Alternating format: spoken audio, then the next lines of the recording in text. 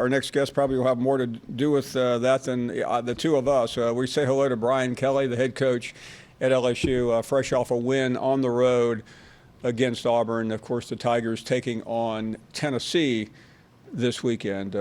Coach Kelly, thank you very much. It's always nice of you to make time, especially on a busy week like this. How are you? I'm doing good, Paul. Thanks for having me on. Well, I know there's so many things that are being fired at you about this game and about the last game, but I'm particularly interested in just your assessment after a couple of weeks of a lot of close calls, some really good wins, some tight situations. How it's going for you, and how comfortable are you in this new position? Oh, I'm very comfortable. I love coaching our kids here at LSU. We've asked them to do things almost 180 degrees from what they've done in the past, and they've jumped in with blind faith, doing things differently on a day-to-day basis. It's a process, as you know, Paul. Every single day they learn different things, how to prepare, how to practice, new systems, offense, defense, and special teams. And the one thing they continue to do is fight. They show grit, determination. We would like to be cleaner. Certainly, getting down 17-0 on the road is not the way you want to live. But they battle. And look, if you're going to build an identity, one with heart, one with determination, it's a good way to start. I mean, you've won two very critical SEC games, tough situations. The one on the road the other night.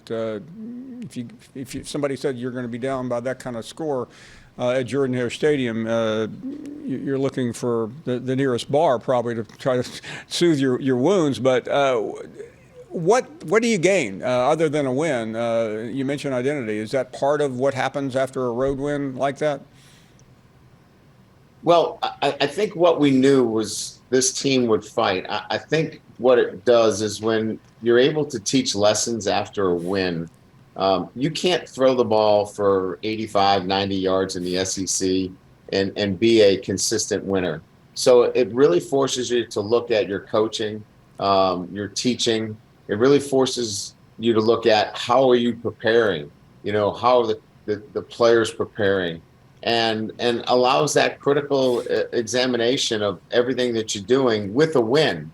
And so we can go out to the practice field and know that we're playing, an outstanding Tennessee team, but we have to get better. And if we're not better, you're not going to beat Tennessee on heart and determination. You're not going to beat Mississippi. You're not going to beat Florida at Florida, certainly not Alabama. So it really forces you to look inside and what you're doing and how you're doing it.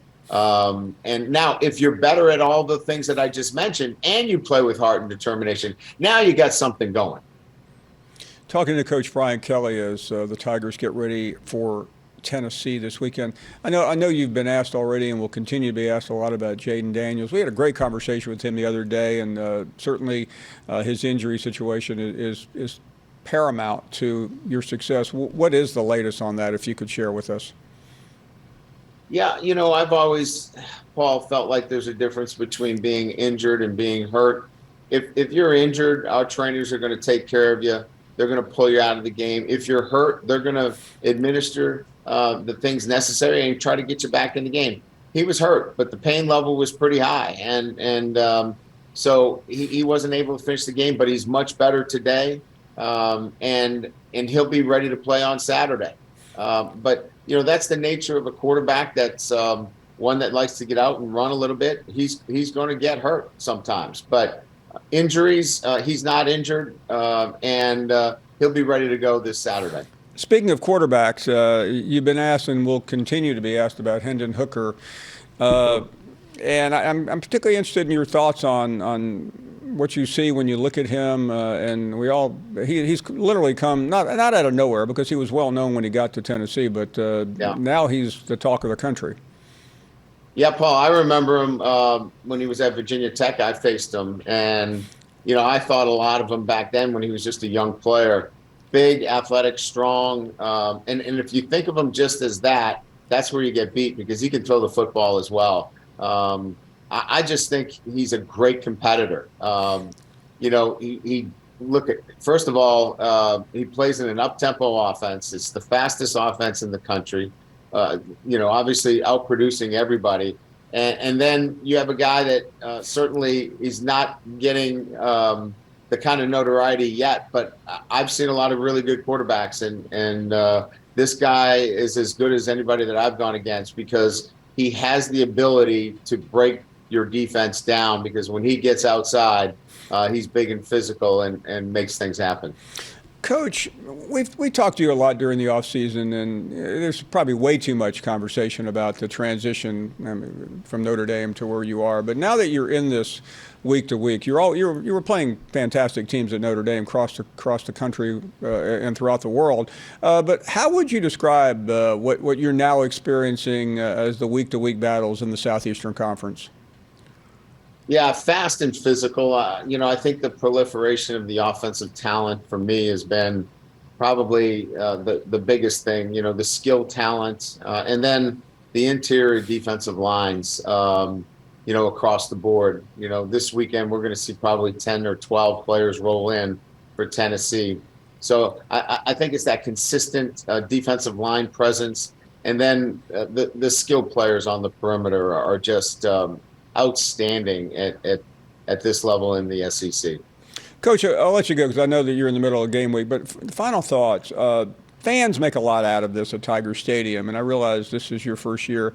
The early start, you played at night. You played literally a lot of games at night so far. Is it much different getting ready for something like this? I mean, 11 o'clock is an early start for anything in my world, let alone a college football game. Yeah. Look, they're college kids. Their schedule is they don't do much more before 2 o'clock. But look, at the end of the day, they're going to be ready. They'll be excited to play. I think we make a little bit too much of it. Everybody wants that primetime spot. When LSU's a little bit better and we're a top 10 team, I don't think we'll have to worry about time slots. No, and by the way, this is a strange week. I think too many people are looking at the starting time of this game as something other than it is. It's still going to be a pretty widely viewed game. Coach, we promise to get you out of here. I know you're back to getting ready for Tennessee as opposed to gabbing with us, but we always appreciate your time. My pleasure, Paul. Thanks for having me on. Thank you very much. Brian Kelly joining us from Baton Rouge.